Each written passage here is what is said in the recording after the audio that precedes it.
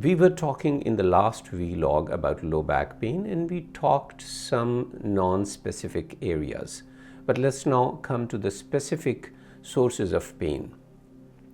We have to focus on the disc. In the low back, most of the time it is the disc which causes low back pain. How it causes it? Before that we have to understand what disc is. Basically, it's a gel-like ball in the center of the disc surrounded by strong fibers.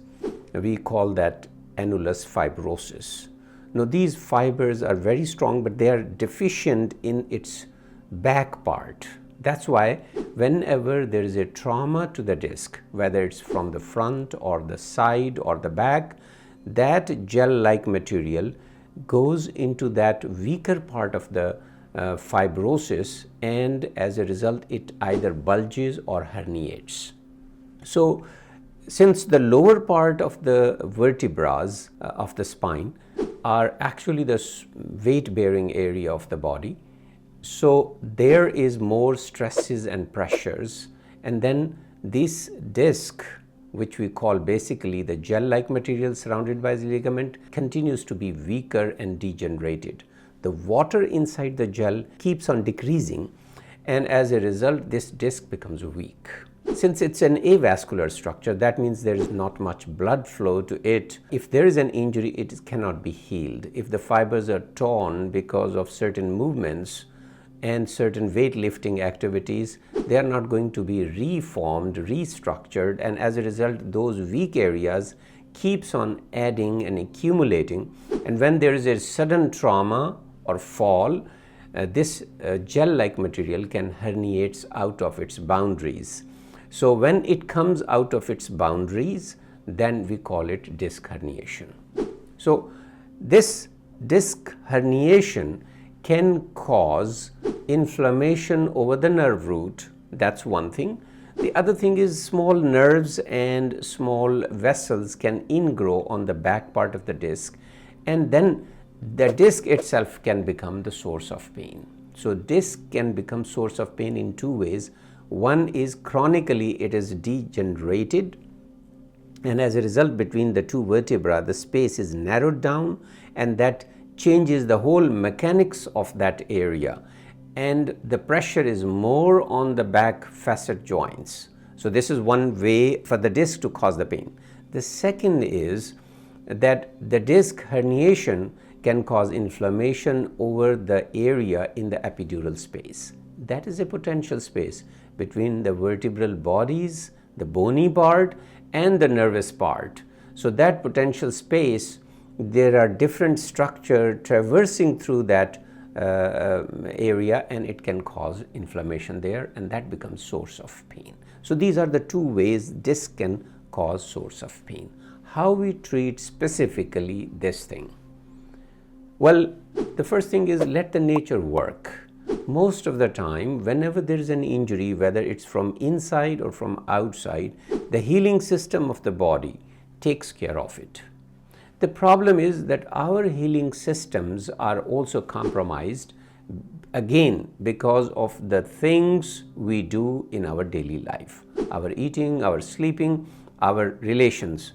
Always remember these three things. They are counterproductive. They jeopardize the healing system.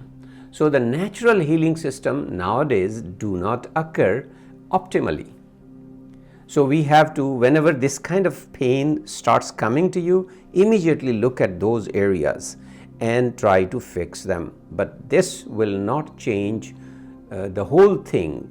So for the whole thing, what you have to do is the first few weeks after you are feeling this pain, you are suffering from this pain, you want to do few things like do not aggravate it.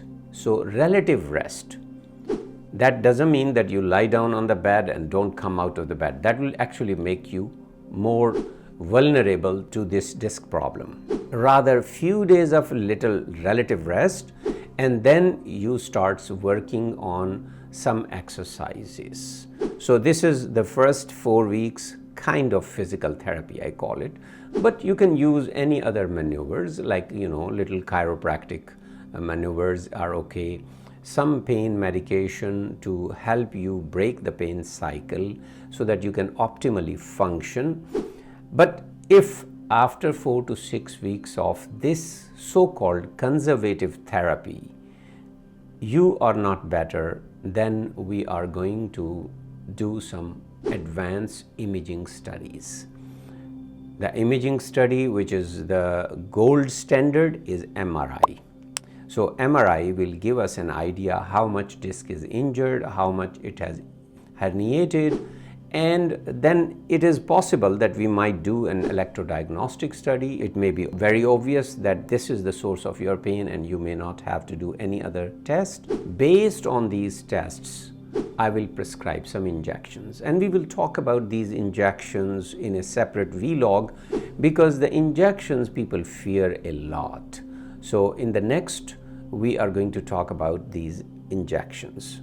So that was one structure, disc, which is causing the pain. Similarly, if the facet joints continuously being bombarded or being pressurized by the change of the mechanics, these facet joints on the back part, they can also be source of your back pain. How we distinguish between them?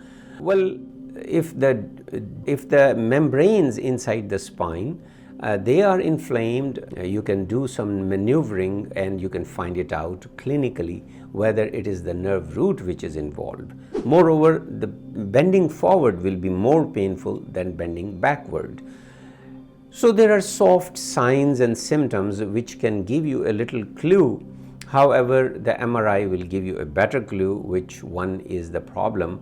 The facet joint pains can sometimes accompany the low back pain. So you have to see if the two pain coexist, which one is the clinically dominant thing. So you treat that first, and the second one the body can take care of it.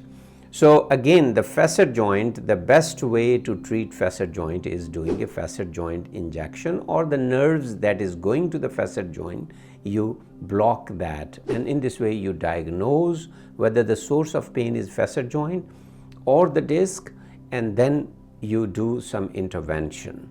I will talk about all these interventions in the next vlog, but I'm just mentioning that these are the ways you have to focus on these specific syndromes. So one is the disc itself, the other is the nerve root, and the third is the facet joints. These three areas you have to cover.